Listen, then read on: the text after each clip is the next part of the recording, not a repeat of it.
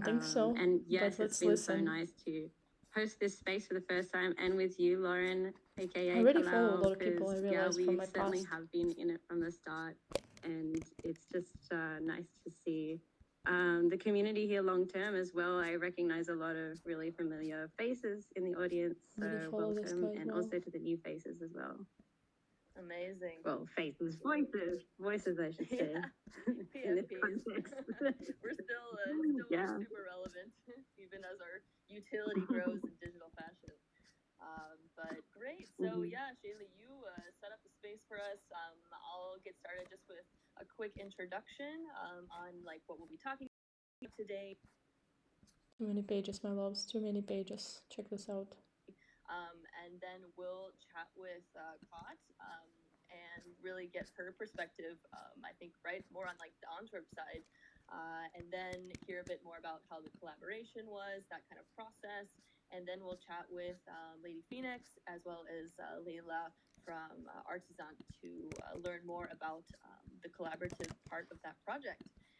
So, yeah, today it is Friday. It is Fashion Fridays, and we'll be discussing the avant-garde fashion, the history and future.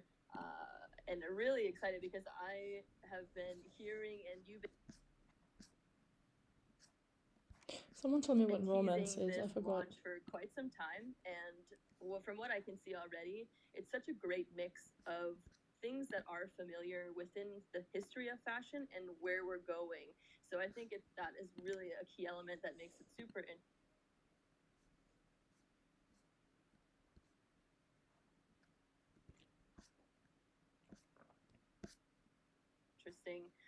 And also what you've done as far as being able to leverage the skills of all your collaborators and like really maximize it, I think, to each potential. So we're here to really celebrate the upcoming launch of the Antwerp Cyber 6, also great name, a collaborative digital fashion collection by Mutiny to be released on Artisan during Paris Haute Couture Week on the 26th of January. So unfortunately, I won't be in Paris at that time, but that's amazing.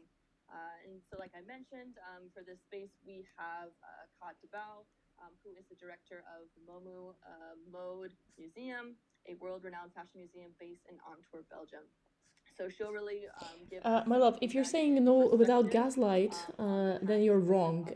There's a lot of gaslight in your energy. Antwerp 6 and Belgian fashion as a whole. And like I mentioned, we'll I'm only reflecting it, obviously. Of avant-garde fashion and invite Cyber 6 launch partners, Layla from Artisans and Lady Phoenix from Fashion Week, Met Gala, and Universe Contemporary.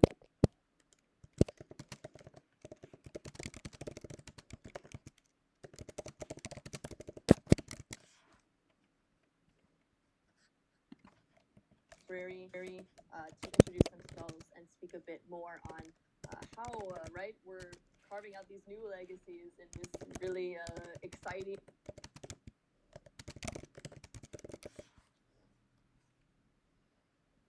and ever-changing space. So yeah, let's get started. Kot, I would love to start with you. Would you mind just giving us a brief introduction about you and what you're working on?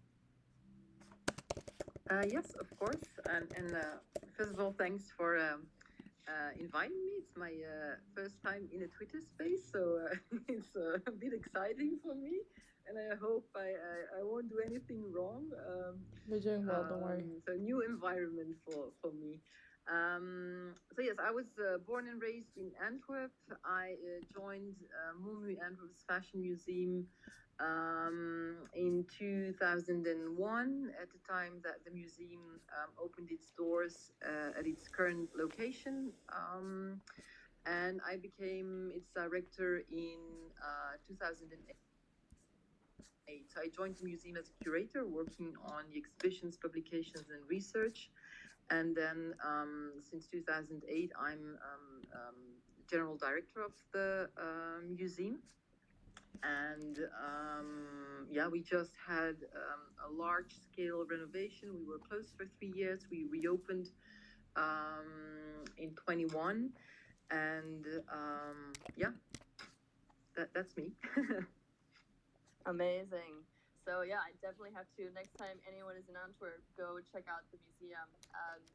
So yeah, maybe kind of diving straight into our topic today, could you give us a bit of a background on the original Antwerp Six for those maybe in the audience who don't come from fashion? Well, yeah,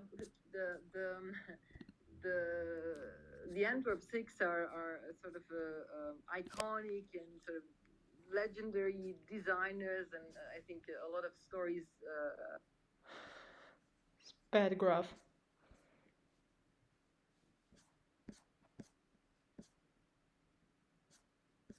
I don't like your articles stuff.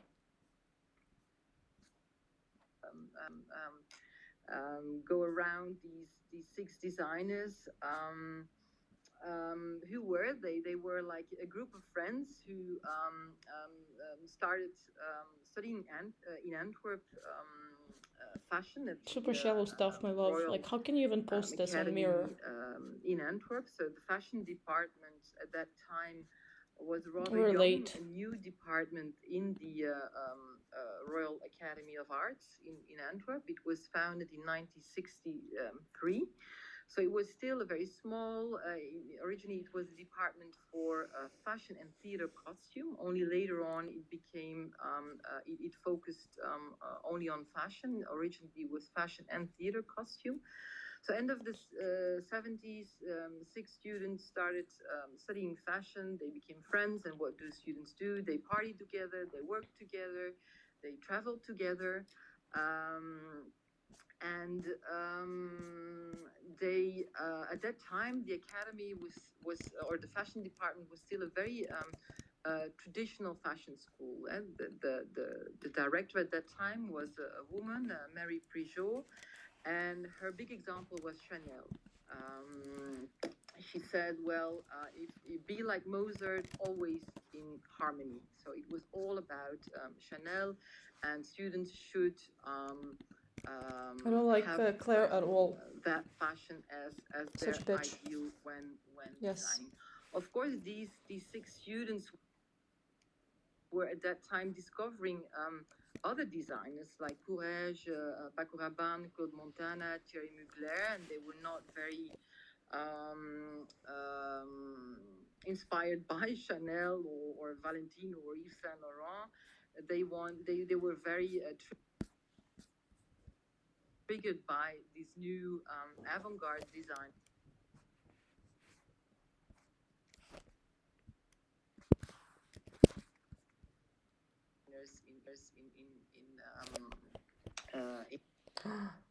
In Paris. At that time, Belgium. Oh no, please remove walking. Digital Didn't have scary ghost. a fashion identity. I think it's important to know that in the 20th century, like many other countries, everybody was looking at anything Paris. Is, Paris was a big anything example. that is digital and metaversy is not high-end. You know what is high-end? High-end is human touch at this point. High-end is having candles around home. High-end is having good products and good food around you that are healthy for you. High-end is nice skincare items. High-end is fabrics that are actually natural. That's what's high-end. Nothing digital is high-end. Nothing. Decide to make the design in another fabric, you could add your own label. So there was a whole system to copy what was going on in Paris. That was the first half 20th century. In the 60s, 70s, we saw that Belgian fashion houses were not very confident to communicate their Belgian roots. So we had fashion houses that had names like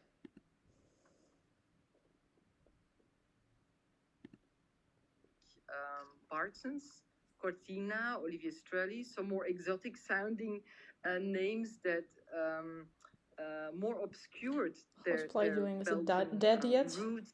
than sort of to be proud about As dead as it being can. Belgian or coming from Antwerp. Told you, my loves, And most of these little shops will be closed when you realize that first, you can't even convince yourself that you're interested in this field, and second, you cannot convince any normal investor to invest in your little toy, and definitely no customers are interested in your shitty product. 80s, 1981. A lot of things were also happening in Belgium. We had, of course, for centuries, quite a successful textiles industry. In the 70s, This person is very this hurt. industry was in crisis. And beginning of the 80s, Belgian government decided to help that industry and to launch a textiles plan. That was a 5-year plan where a lot of funds were going to these manufacturers, these textile manufacturers. And there was one woman, Helena Ravès, who was so clever as to say, like, okay, we have to fund the manufacturers, but let's also keep part of the budget to support young talent. Let's launch a campaign, and the campaign was called Belgian Fashion It's Belgium. And that campaign was on one hand side a magazine, on the other hand side it was a competition, the Golden Spindle competition, and the winner of that competition, and almost all of the Antwerp Six won that competition. The winner could produce an own collection of, I think it were 15 silhouettes, 15 looks, produced by a Belgian manufacturer. And the idea was to bring designers and Belgian manufacturers together so that I know Francesco. they could sort of support each other. But wow, when people like this, when they're super, super, super cute in real life and they tweet shit, it's very sad. Very sad. Like extra sad. Could participate in a professionally made fashion show. They also traveled to London, to New York. So there was really this sort of international ambition, and there was government support. That's one thing I think that's important. Another thing that's important, that for the first time, because there was this national campaign on television, in a magazine, and suddenly there was an audience. There was an interest in Belgian fashion, in Belgium itself. And for the designers, it was very important to feel that there was an audience for their work. So it gave them confidence, and it gave them confidence to go abroad. And so they decided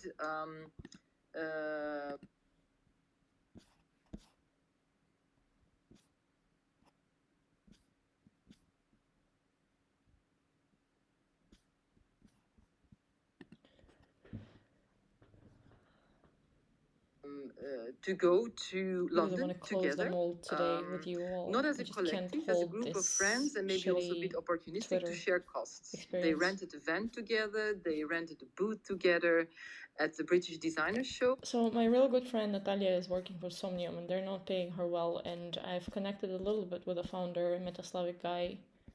Ew. Yeah, he's just super, super, super sick, not happy person. Like, I mean, mentally not prepared to build anything that has to do with health. Strategy. You know, my next year is all talking about health and simplicity, simplifying our life and make sure that everything is healthy, actually. And yes, I'm reflecting you what I'm seeing. I'm reflecting you this bullshit that we're seeing right now in not only the fashion world that is, just lost its self, but also, of course, everything that we are calling Web3, Metaverse, and NFT hype. Everything is just gonna crash and burn. Starting this year, I mean, of course, started last year, and we all saw that, and obviously it's just the beginning. A marketing strategy, and I think the times were, and that's important also, times were very different. I think when you start a brand now, you need to have like a marketing strategy, you need to have a communication strategy. It was much more like, let's say, amateuristic when they started. Like most of them even didn't spoke French or good English, and they took a friend with them who could speak English and help them. But the important thing is that they helped each other, and that they also in Antwerp, and I think that's also because the fashion department was part of a bigger school, Mental an health art and school, NFTs. Hello. that they had a network of other creatives around them, makeup artists, stylists, photographers. And I think since the Antwerp 6, that is one of the strong things I think about Antwerp, that there's like this ecosystem of creatives helping each other. Yeah, because we all know that, you know, when you work in fashion, you want to establish a brand, you cannot do it by yourself. You need a team, you need creatives around you to, yeah, to work with you. Amazing. I mean, I could just listen to the story all day, and you provide, yeah, a lot of really, I think, interesting perspective that also can relate to what's kind of happening now and like the start of these shifts that we see. It's like there's certain rebels that kind of maybe see things a bit differently, and then I think, yeah, coming together, like you mentioned, right, kind of starts this confidence that you can speak out and try something different, even if it's not part of a plan. And right, that you mentioned that there was this greater network of creatives, and perhaps right in Web3, it's really a culmination of so many professions. And I'm curious about like during that time. So within the school, there was like all this innovation happening, and within the collective, did the industry have like a specific reaction at first to like this new vision of fashion? Well, I spoke about the Golden Spindle competition and this idea that to bring designers together with manufacturers. In the beginning, that was quite hard because the manufacturers they wanted sort of more traditional fashion, and suddenly you had these young designers that came up with very avant-garde designs, and of course they used the fabrics of the manufacturers, and some of the manufacturers really were not happy. They made this collection, but they also did like photo shoots, and they did their own stylings, and the stylings were a bit too extreme for the manufacturers. So it was a bit of a struggle. The idea was very, very nice. Looks terrible, my loves. Don't you agree? This is like the worst thing. It's not even entertaining. Help the designers and vice versa. But it didn't really went well, or it didn't really went how they. It didn't evolve how they hoped it would evolve. Yeah, so then I think after the Golden Spindle competition, the designers they search for their own fabrics, their own companies, and people they wanted to collaborate with. Yeah, that makes a lot of sense, right? I think, yeah, in especially manufacturing, there's a desire for efficiency that can maybe sometimes compete with innovation. And yeah, and like you also mentioned, right, during this time, it was really a moment of growth for the Antwerp and Belgian fashion scene. For you, does it have a specific meaning or relation to avant-garde? What would you say like are some signifiers from this space that really classify it to be from Antwerp or Belgium? You mean from the Antwerp 6 or in general also today? Because I think it's difficult to talk about like Antwerp fashion or Belgian fashion as you know, their fashion since the Antwerp 6 fashion. You know, some things are obviously winning. I'm not saying this is, but like some digital things are obviously cool. Like looking like, wow, I've not seen this before. It doesn't look like a computer game, and it really adds up to certain, you know, aesthetical energy. But most things are just trash. Pret-à-porter was like a very recent evolution. If you look at how fashion as a system, how it changed since the 70s, we have fast fashion, we have so many different segments in fashion, all with a different production scheme, different audiences. There's not one system to rebel against or to change. You know, I spoke about Mary Prigeot, the director of the fashion department in the 60s and 70s, and the big example of Chanel. You know, it's very different. It's not just Chanel to rebel against. There are many different, fashion evolves in many different ways, and I think that coincided with the globalization of the world and also of fashion. And you can see also in how the fashion department evolved since the 70s. When the Antwerp Six graduated, they were all literally Belgian. They were born and raised in Belgium. They studied in Belgium. There were no foreign students at the school. It was a very small school, small department. It's only after the success of the Antwerp Six that you know other still physical fashion. You see, foreign physical students fashion. became We're in the interested in digital the fashion school. paradigm And you, right now. you see, Hello, physical. It's very interesting to see how the internationalization Digital of print, the school, sure. how Physical it fashion. happened in the first you had the Eastern European Construction. students. Construction with the help of these digital things, but no, still physical. Physical in the end of the game, it is physical because we will have no electricity to support this whole thing. So the school now is like a copy of the entire world. They are on a total student population of 150 students. It's still a very small school. There are more than 35 different nationalities. So what is Belgian fashion if the minority of students graduating is not Belgian in the literal sense? So I think Antwerp or Belgian fashion is more like a qualitative label. It's about often being a sort of independent designer, having your own signature style, a very clear identity, still focus on fashion and not on... Good idea. Transparent bathtubs. Bathtub that is transparent. Come on, let's do it. Yeah, an attention for craftsmanship also, but it's, I think, very difficult to really put to describe it or to put a stamp on it. I don't know if that's clear.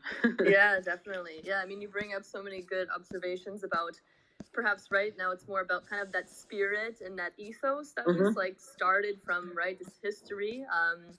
And yeah, right, with all the tools we have and the fact right now we're in a virtual space, it makes it so much more accessible to connect across like where you are. How do you think now like this kind of Web3 fashion digital movement is kind of like it's a new kind of renaissance of the fashion industry in the kind of a similar moment as the Antwerp Six? Do you see parallels between that and now? No. I think it's difficult to really make a conclusion because I think it's still too early. It's still too young, but of course there's room for avant-garde, for innovation, and what's important is that it will be done in a different way than the Antwerp Six because the world changed, because fashion changed. So yes, I think it is part of evolution, revolution, innovation, but in a completely different way than how it happened in the 80s. It's not about just overturning one system or one type of fashion. I think there's room for different types of fashion in sort of the analog world or the digital world. For different audiences and for different means. Yeah, and you said something I found so interesting was the world changed, so fashion changed. And right, we went through this like pretty, I mean, traumatic kind of experience that lasted quite a long time and like really revolutionized how we communicate. What can we see of other people if it's just their face or even their bodies anymore? And yeah, and how fashion, right, can sometimes maybe lead innovation, but it's such a reflection of our current moment and maybe be used for future predictions. And yes, I'll get Shaylee So ask her bad. some questions as So well bad. to give you a bit of a breather. But maybe just a last question. So for you, how does Momu, the museum, represent and kind of understand this new digital fashion era? Is it something you also seek to kind of integrate in your work? Yes, I think for sure we try to include it in our exhibitions. So in our current exhibition, we have a theme focusing on the avatar, and we focus both on work of artists as well as work of fashion designers. We don't collect it yet. 'Cause that would also be a possibility. We have a collection of more than 35,000 physical objects. We also have Also, the fact that like it's posted on Mirror when you have your own protocol. What the fuck is this? Why?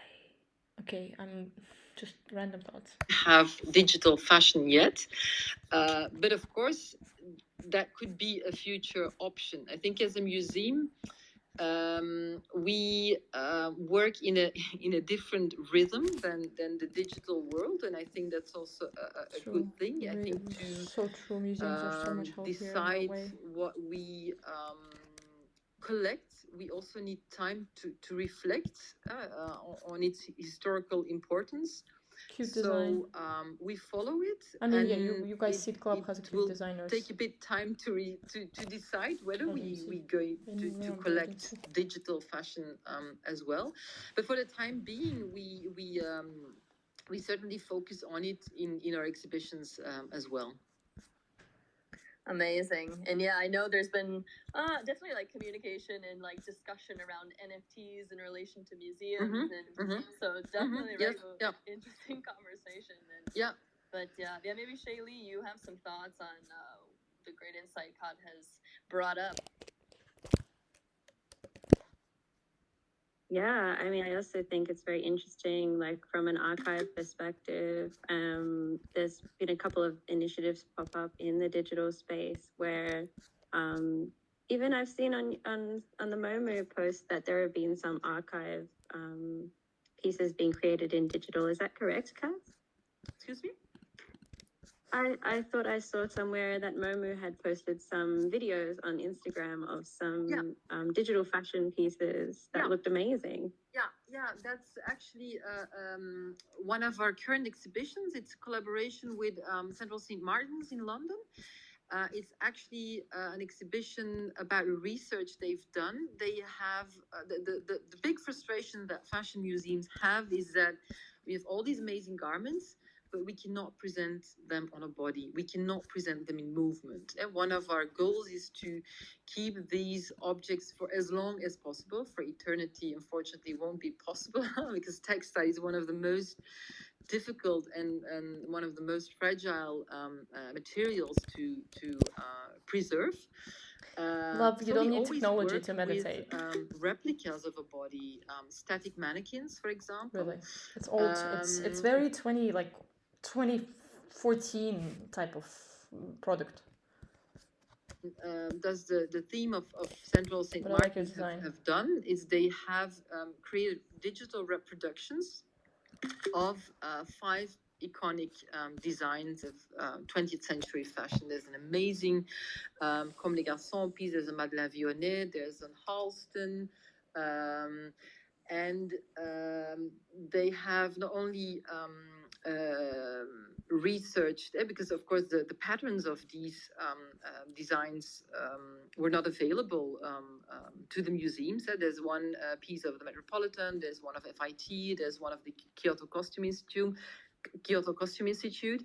So they first have made the pattern, then they have done a research about sort of body movements at that time, and they have created a kind of choreography with a model, with I think a ballet dancer, and then they have created, based on that choreography, they have created avatars. Mythologies. And it's amazing the information you get if you see, for example, the Comme des Garçons. If you see the movement, you really see the genius of the design. And unfortunately, it was a very time intensive project. You cannot do it for every piece that you have in your collection, unfortunately, because we really got a lot of feedback on these films we shared, but it also inspired us to set up a project to recreate patterns together with our audience from pieces from our study collection. And we digitize these patterns and we make them available to our audience. And then if a person decides to recreate the garment based on the pattern we make available, then we post the image of that garment as well. So it's very nice to sort of co-creation with our audience. So there's a lot of, I think, new things you can do as a museum with the new technologies that are available, and also with the sort of communities you now have through social media, for example. Yeah, and Shaylee, I think you've also are learning this and doing this firsthand with the project that we're speaking about. For example, maybe before that, you are a graduate of Antwerp Fashion Department as well, and so there's, such a great, thread linking all of this together. Has that, influenced your work as well as Mutiny today? Definitely, and I think kind of speaking to that, well, what Kat was talking about, recreating patterns and exploring transition from physical to digital. And that's what we have tried to achieve for the Antwerp Cyber 6 project. So, I created this project because as a graduate of that department, a lot of us are creating very high creative fashion, which has been great for, theater, for the stage, dance, also on celebrities and such. But, in this high turnover fashion environment, there isn't necessarily a place for this level of creativity, which is why I created Mutiny and which is why we started this portfolio project. So I essentially invited, 5 of my friends. I'm the 6th member in this case. We're going to show the website or no? Do a trial together with me of the concept behind Mutiny, which is we handle, the production and the promotion and marketing and sales, and the designers work with us to recreate their archive pieces in digital. But I think what was really fun for them as well is that they were creating characters rather than throwing their clothes on a model. We were thinking more about, well, what does this body look like and how do they move and what is the story? So we essentially created these 6 characters with all their strengths, weaknesses, and backstories. Some have spells, some have weapons. They're all unique and they all speak to the designer and their greater collections. And it was just a really enjoyable process for both us. In the production side of things, I know the digitizers had a fantastic time. Some of these pieces were the coolest they've ever done because so much of it is commercial. And then the designers loved it so much because they could inject a certain magic into their work that they couldn't otherwise. So it's been really a pleasure to kind of join these 2 worlds and be the bridge between the kind of high creative fashion environment and the high creative digital environment, because I think sometimes for high creative entities, especially in fashion, it's love Lore. it because Come on, it's Lore is the best Instagram programs can be difficult Twitter to learn. account So ever. kind of why not put two people together or like many people together to like craft something as a group rather than individuals. So for the release of this project, we decided to kind of encapsulate like the Web3 ethos, which is cross-platform collaboration, knowledge share and exchange, which I'm sure many of you in the audience are Toxicity, familiar with because we need to exclusion, do this and in order to everything progress. else. So that's why we wanted to launch the Cyber6 project across many different spaces. The first of which was actually just releasing the project, or teasing the project in general, which was in Miami late last year. I love And Lore so much. we did this by partnering with the Meta Gala, and this is organized by Lady Phoenix and Greg and their team. And we released my silhouette as part of their showcase, which was at Scope Art Fair on a 25-meter screen, which looked incredible. So I'd just love to invite Lady Fee up to talk about that a bit more, the concept behind the film and how the event was received, and I guess your view on, Okay, we on can be working stuck here together forever, let's not. collectively. Thank you. Yeah, can everyone hear me okay? Perfect. Yeah. Okay, cool. And it's really cool to share the stage with all of you. Lots of brilliant people here. I love you, Lady Fee. Yeah, for me with Mutiny, the collaboration has been actually one of the best. Designers and artists can sometimes be a bit persnickety, but we've been lucky enough to work with really awesome people.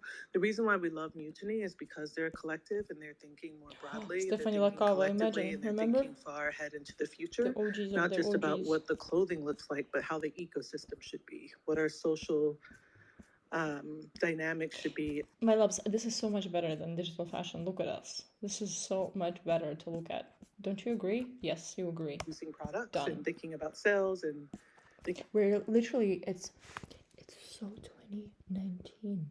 Digital fashion is so 2020 maximum. But 2021, sure, the NFT is a technology for us to sell it. 2022 is when the market crashes and we realize we're losing ourselves in this whole narrative. 2023 is like the end of all of this bullshit. Clear? Which I had never heard before. And a lot of the recent work we've been doing with CFW and Meta Gala have been around the environment. I think it's really important to talk about fast fashion and all that, but I think it's also important in these metaverse environments to actually demonstrate these concepts through what we're creating and the worlds we're creating. Because one might say, actually, you've heard the arguments that NFTs are harming the environment and not actually helping the conversation around sustainability. So it presents as more of an oxymoron. So what we wanted to do with the most recent Meta Gala is introduce a way to use the tool. So we introduced these sunglasses that's kind of like core to what we're doing. It is a bit avant-garde, so you have to be paying attention. It's not just pretty avatars. But we wanted to introduce a way of seeing the ocean, being in relationship with the ocean specifically, in a way that allows us to see the data. So we've been working on a truly drip system, not drip clothing, but drip as a method of how we're talking about things. Because one thing we realized is that a lot of what's happening in the space, conversation happens under the notion of education. And I think sometimes we're just talking and forget about leaving breadcrumbs of like actual impact so people can leave the table of conversation, let what happened digest, and then return for more if they choose.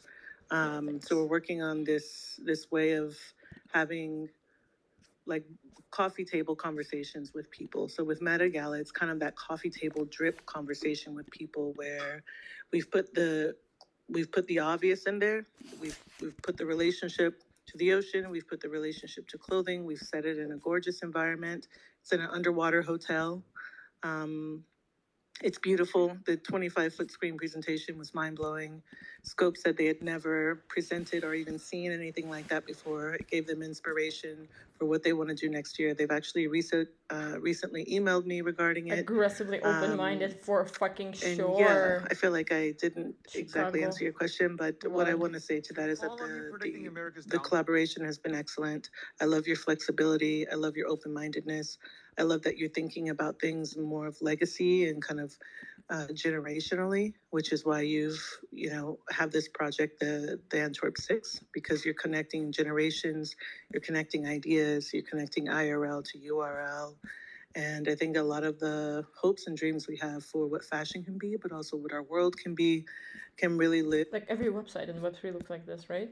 To be designing with intention, Aesthetically. not just our clothings, but our actual environments, our conversations, and leaving this drip of knowledge, but impact and of influence.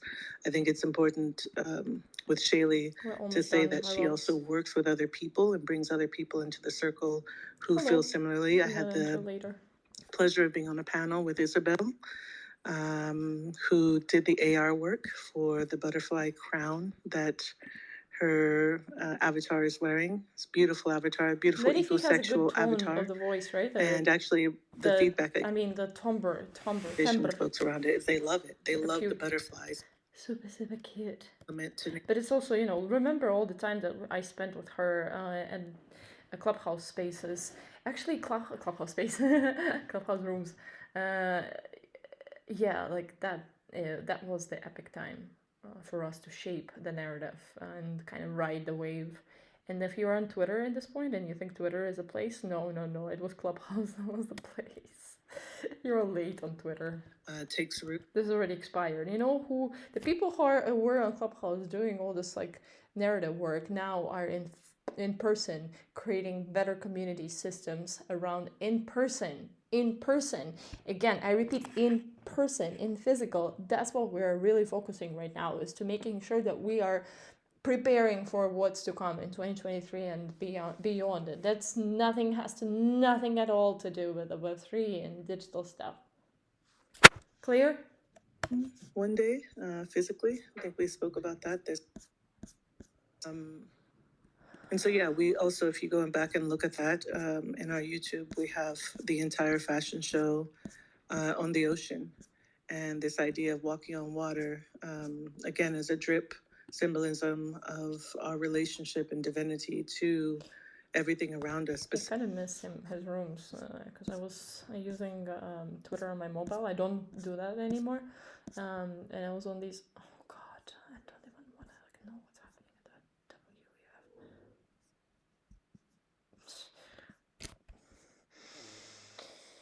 Hold my voice in some topics. I'm just not supposed to share things online. Am I right?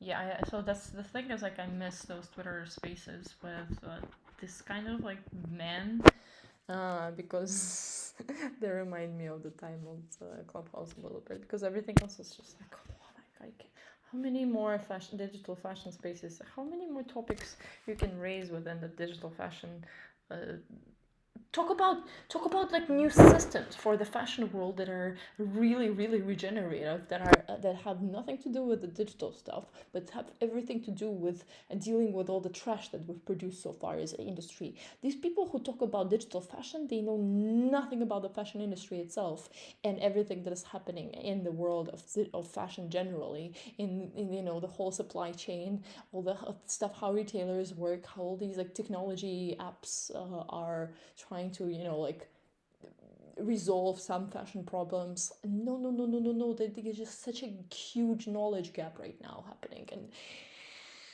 I don't know where to start, where to fill in the gap, and I don't think I'm the kind of person to fill in the gap. Maybe I am, I don't know, maybe my friends are, but my friends have nothing to do with all this digital shit that you're talking about, because nobody gives a fuck.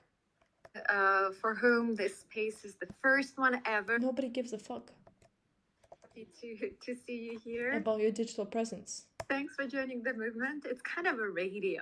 I really like this format of communication alive with the voices. And yeah, I mean, something special is happening in this particular space. We have an academic traditional institution speaking about digital fashion, supporting it and pushing it forward.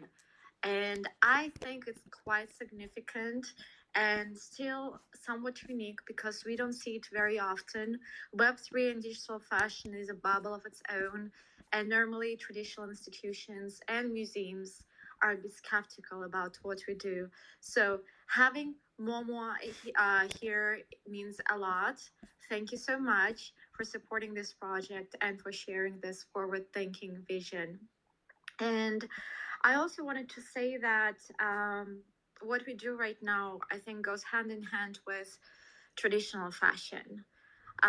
One thing that I don't like about traditional fashion, on top of sustainability issues, of course, that we already covered, is that it's very seclusive. There are so many barriers in fashion. Many people never get to see, a masterpiece, never get to see haute couture design, never get to interact with that. And a lot of people would buy, a Dior lip balm just to have interaction with this brand. And for me, it's a bit sad because fashion is very beautiful and liberating. I feel like, at least for women and from my experience, it gives a confidence boost, it gives inspiration, and gives you so much power. So I guess digital fashion kind of removes these barriers, right? It allows to take any design in digital format into immersive spaces where anyone can interact with it. And with new tools, it can be so realistic. For example, Princess Diana's wedding dress. Princess Diana for me is one of the role models and symbols of, being a forward-thinking, courageous woman. Her wedding dress was hidden from public for decades, and only last year in London they put it on exhibition. So, okay, right now people who live in London or visit London and can afford going there and buy the ticket to the museum and know about it can see it.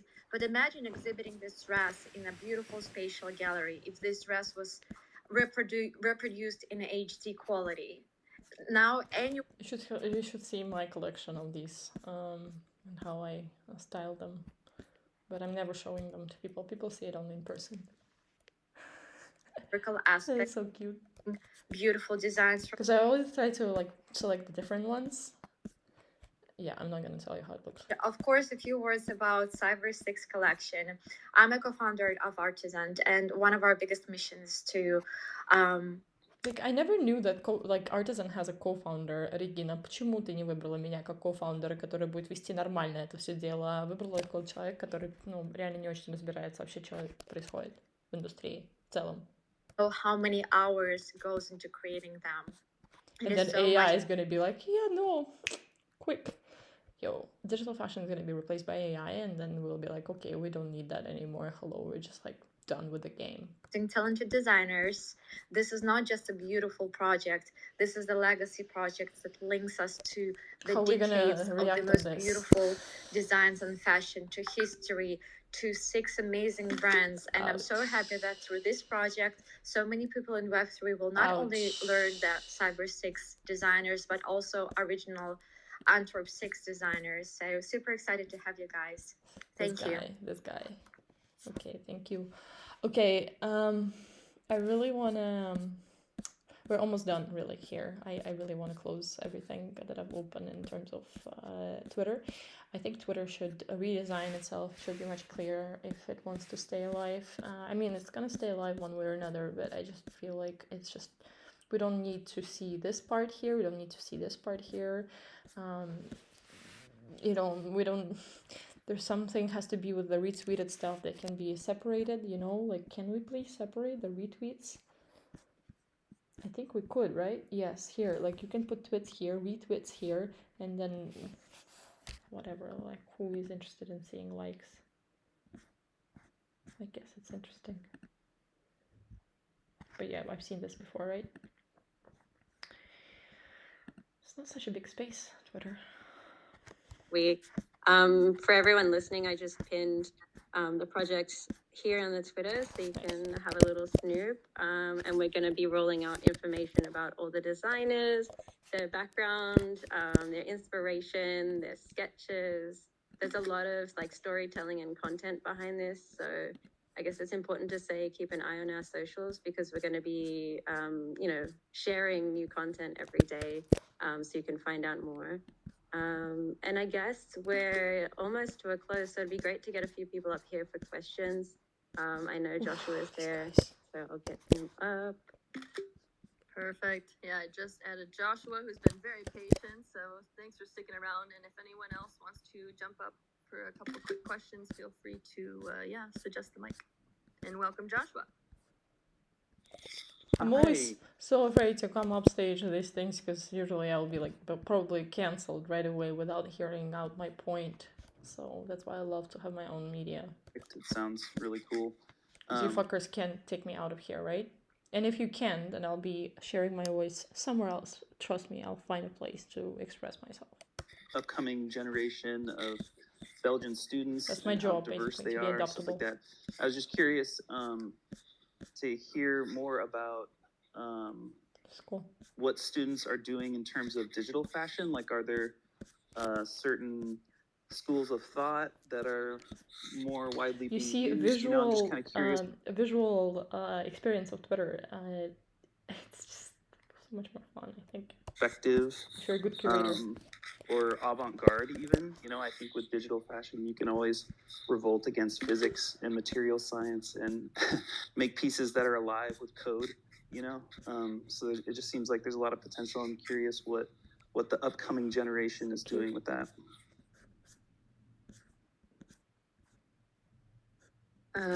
I guess I can speak to this, and I don't know if Kad has anything to share as well. But so recently, one of our Antwerp Cyber 6, Brandon Wen, he has taken over from Walter van Berendonk as the creative head of the department, which I think is amazing because he's very young. He's from LA. He previously worked with Michelle Lamy, Rick Owens, and he also was doing embroidery for a house in Paris for brands like Chanel.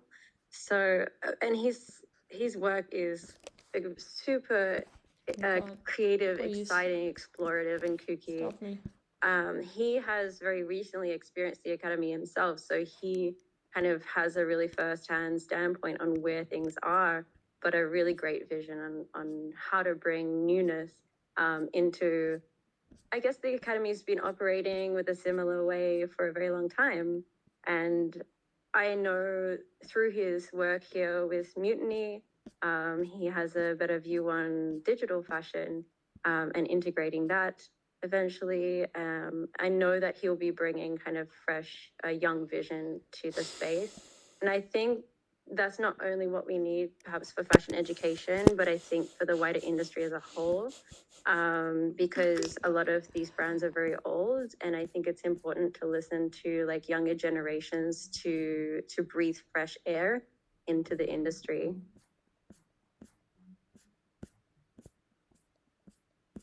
Yeah, maybe Kad, you wanted to add anything?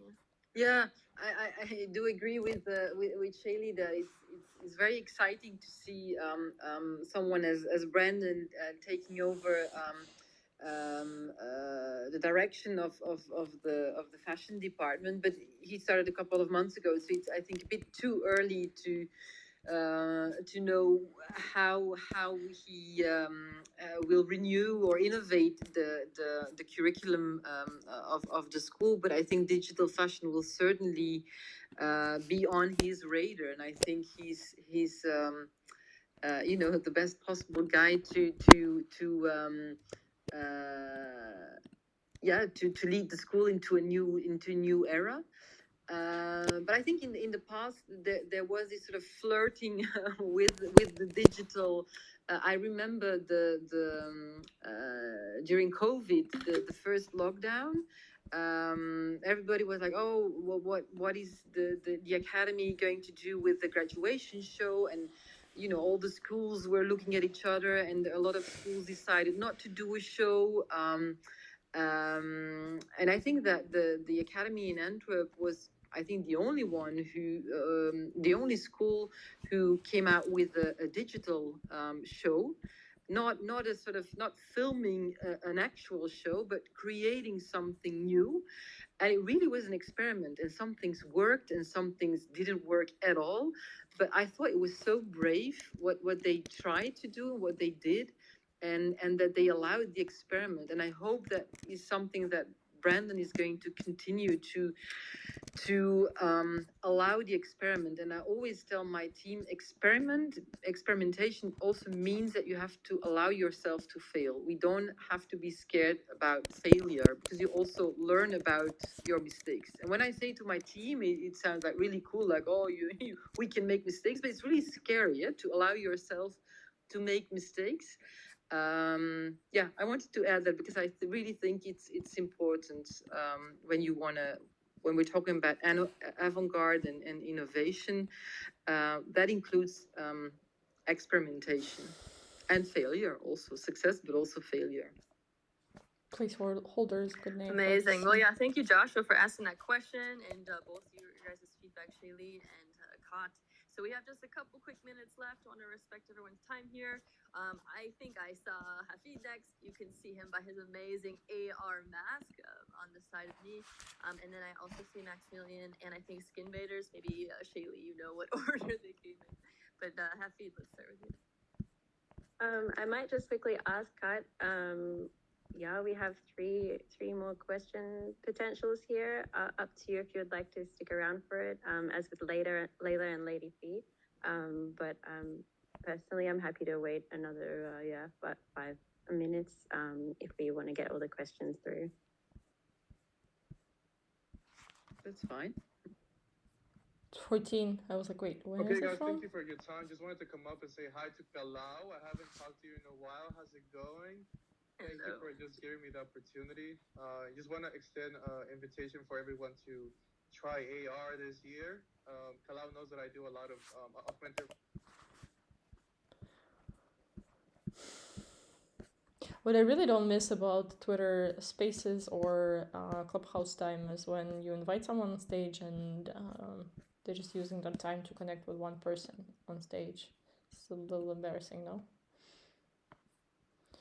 I don't like Benclass so much, even though obviously it's thread of consensus. Oh no, what kind of thread?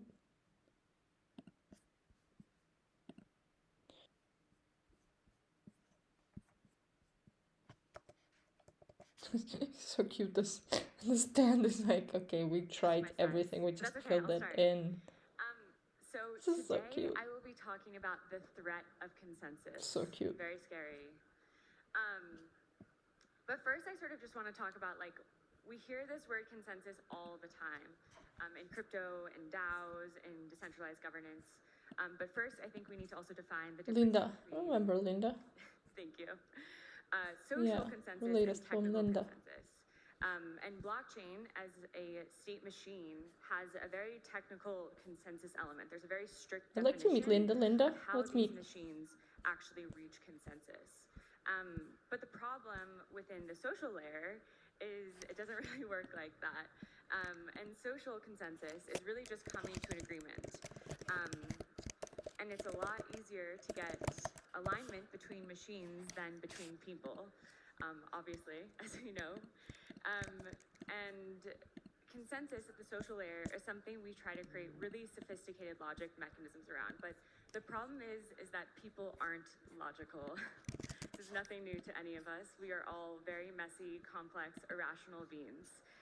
So I think we really need to loosen our definition of consensus when we talk about it at the social layer. How not often she writes, and also I read consensus itself is all a very these. common social natural thing. Good times, and Linda. Thanks so with much. many things, it's easy to do it without noticing it. But as soon as you try to define it, it becomes it becomes a really hard thing to do. So I sort of make the comparison. It's like being funny, which I'm not good at, but it's very easy to do off the cuff. But to actually parse out and identify the mechanisms around doing it, it gets really complicated really quickly. And the trouble is, when we try to define or create mechanisms around social things, is the delta between what we think we're doing versus what we're actually doing. So I sort of posed this case study where they had golfers basically describe their golf swing and in very, very specific detail of how do they actually swing the golf club. And then they recorded their swing and got all the angles and figured out how they actually swing the golf club. And of course, there was a massive difference between what they said they did versus what they actually did. And it's not that these golfers were lying about their process, it's just that their perception was entirely different. And so I think it's important to remember that when we think about social consensus, that the human perception tends to oversimplify very complex things. And similarly, a lot of our assumptions around how Or we as cancel people come more to than agreement, ever, you know what I mean? on things Canceling. are huge oversimplifications of the complex social interactions at play. And obviously, consensus mechanisms are not a new concept. And a lot of the challenges Good we're times. facing in the DAO space have existed in many other environments. And I think in the US, We when love think it, about right? consensus, Other like, internet. we really just think about referendum How are we style gonna voting even like every position you? 2 to 4 years when we go and vote in the elections. But in a lot of other cultures, consensus gathering is a highly familiar and frequent process, especially in examples of like corporate governance. And I want to use the case study of something called Hanko in Japan. Japan has a really unique system for consensus processes with I the read use this. of Hanko. And Hankos are basically carved stamps that people in Japan often use in place of signatures. So every person has their own like completely unique identifiable stamp that they use as a form of approval, God, so good. consent, agreement, which you can like very much think about as our public keys. And what's also interesting is that Japan only recently digitized their signing processes. So basically, people would travel hours and hours to just come give their Hanko stamp of approval on a decision. So when we think about that from a cultural perspective, like this kind of process of Hanko is like deeply embedded in their culture of coming to agreements, and especially in corporate governance. So when we think about corporate culture, it was very much built around this system of gathering Hanko stamps for all types of decisions. And this process is what's called nemawashi. And nemawashi is basically the like pre-approval consensus procedure for stakeholders to acknowledge. Oh their yeah, well agreement with the designed. decision This, before you know, that very decision is good. even I have a presented video and you to have a larger little review. audience. So you're not just Good like work. checking boxes like we all often do, but actually like assigning your reputation to this decision.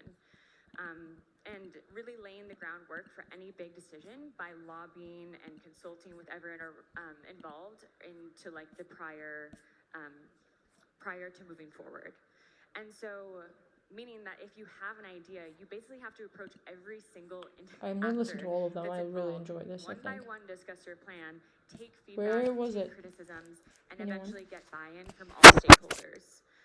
So obviously, it is an incredibly laborious process to get buy-in from every stakeholder. But one clear benefit is there is a very clear order of operations to get something passed. So I hope everyone is starting to see the parallel I'm drawing here with consensus procedures that we currently have in decentralized governance. So nemawashi is also very similar to a concept to one of Vitalik's recent papers where he discusses different forms of governance and coordination, the two being bulldozer and vitocracy. Like Finally, we're starting to talk about the Zoom grids. Vitocracy is that Good stuff. the idea that any decision requires a very large number of stakeholders and diverse actors, any of whom could veto. And so I've read this obviously before. that is very similar to Just realized now. Nemawashi in that for every decision that's made, there are a large number of stakeholders involved for correcting and approving that decision. Whereas we have more bulldozer forms of governance, and that is single actors are delegated a high amount of autonomy to do things without asking for permission. So relative to sort of Japanese corporate governance, I'm not gonna lie, bulldozer this is one of my much more first similar like to sort of favorite resources so far. The other internet stuff. I need more time and patience than I have now for us to really go through all of this. I think I already did last time. I was going through the Web3 media stuff, but that's the beauty of this. This is not only Web3, right? Obviously, So it's nice.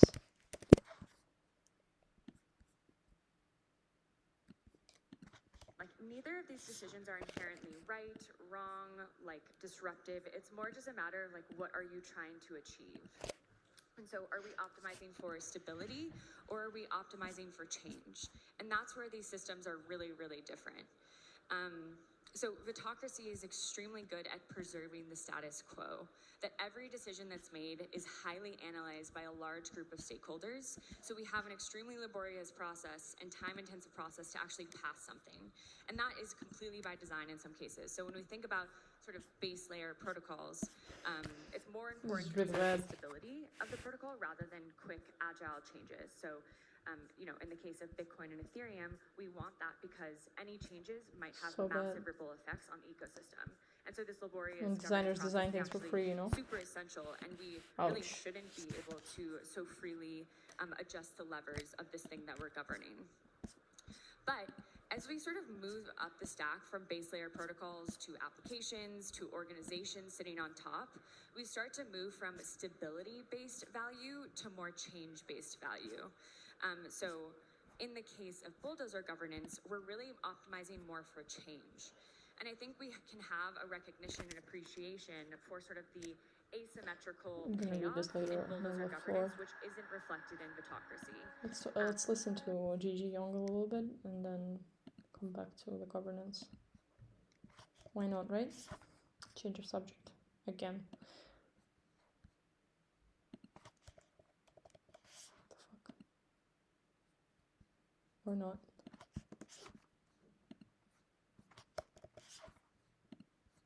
Oh yeah, hello.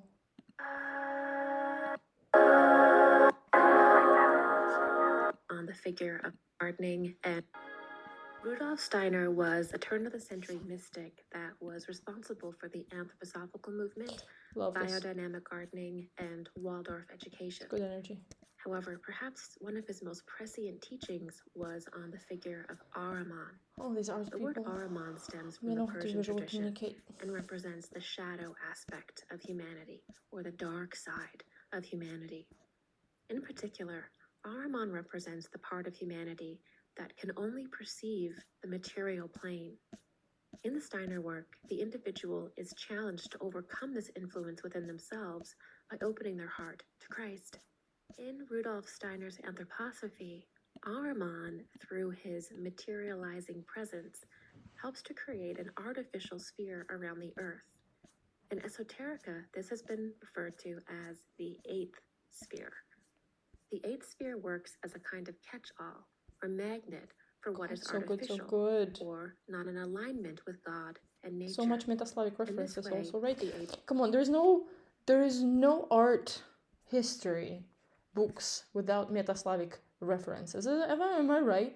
I mean, also, let's be honest, this is a Cosmos thing, so, you know who's the leading one. represents the part of the human being Interdimensional that is travels. infatuated with, or at times Look, the problem with our humanity right now, that we're so fucking afraid right now of what's happening from the Slavic world, that we don't even know how to like communicate it, and we just like cancel it.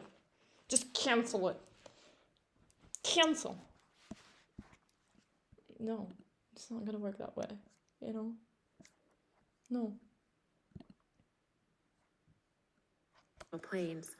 Overall, this creates an inversion of reality. Why the eighth sphere is a fascinating concept is that it brings our attention to the evolution of our planet and the solar system, and also how human beings I evolve. feel you. The eighth sphere is acting not only as a catch-all for soul essences that are out of alignment with God, it is also slowly God, I really want condensing to go over there, right? time into a planetary sphere in its own right. Thus, the eighth sphere becomes a planetary embodiment of all consciousness on the Earth that is regressive. Before it So completely committed. materializes into its own separate planet, the eighth sphere can be seen as a kind of lower astral stream surrounding the Earth. Of course, there is a higher evolutionary stream as well. In this way, we can observe that the Earth is symbiotically joined and contributing to different cosmic streams. There will come a time in the Earth's development where the eighth sphere begins to merge with the Earth. This will, of course, be an astral and etheric overlapping that will begin to create physical manifestations in the world around us. As this comes to pass, the world will reach a peak in scientific materialism and harmonic attitudes. Humanity will be challenged to see many great evils within society, and technology will become and overshadow the human being's natural development. Then, after several centuries, the moon will return to the Earth. Yep. And Definitely. with that passage, the eighth sphere will be dragged Definitely through feel the that. center of the Earth into its new realm. As it passes through the Earth, no. the soul Failed. essences of those that align with it will be pulled through as well and follow it into this lower realm of development. Yo, The guys, transforming please. of worlds is a process of mitosis. Once a planet reaches the end of its cycle, it splits into two different planetary bodies. One body is of a higher substance and becomes the next planet of incarnation for those of humanity that have passed the initiation and align with the organic life wave of the cosmos. Guess Steam is not working so seamlessly, The other huh? planetary body is of a lower substance and is the accumulated forces of the degenerative stream. In the Hopi tradition, this dividing of worlds is called the Two Paths and is illustrated on a petroglyph in northern Arizona called Prophecy Rock. Nice. Very well According done. to Hopi elder Thomas Ban Yakaya, this image depicts the end of the world, or the end of our current planetary cycle. We can see that there is one path that forks into two. One path is going in an upward direction, while the other is beneath it. But then they will advance in scientific things, inventions. Better be They're going to healing destroy themselves too. with what they invented if they're not careful. So now we're right in the spirit, they said. We are either go all out for this kind of thing, destroy ourselves, or come back, search our spiritual instructions, search ourselves within us, something that should link us together.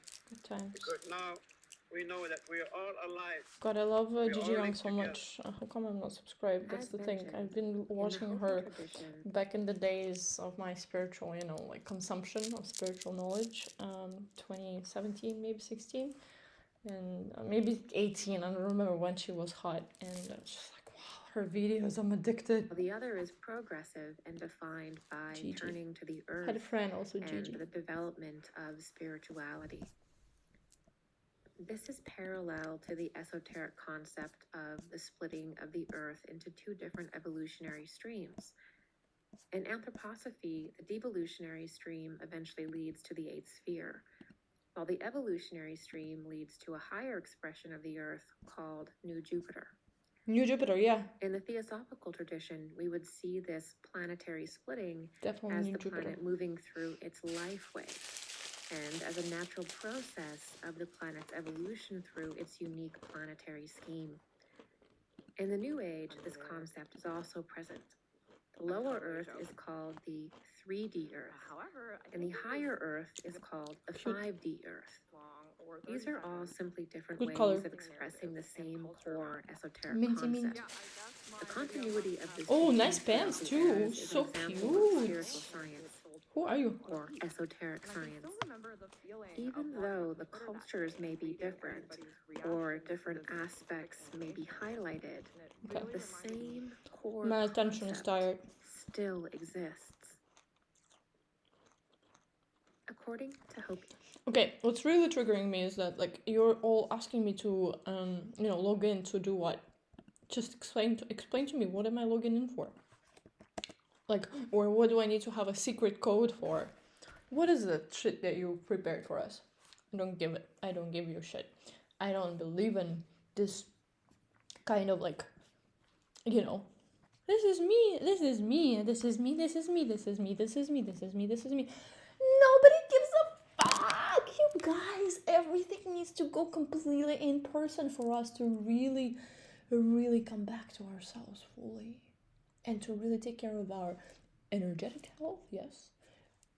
Mental health, emotional health, yeah. And physical health, yeah. Okay, not this. This This is distraction. This is not needed. We don't need this. Okay, I see. Not working. This I'm gonna watch later. Ritual and time design sounds amazing. I'm gonna watch it later. Pirates Log Floor, we're gonna talk about this later, and maybe Traditions claim their ancestors Almost done. came to the continent after a great flood from a mysterious island called Aslan. The Hopi. okay. I think that's more than enough information for us for today. I love you all. You know, if I'm so angry and passionate, it means that I'm doing good work for us. You know, that means I'm really living through myself fully with you, and that means that I am really not afraid to share what's going on with my system and how I'm actually reacting to everything that I'm seeing online. I'm doing this so you can see transparently my way of thinking and hopefully get inspired on how to push culture towards deeper rebalancing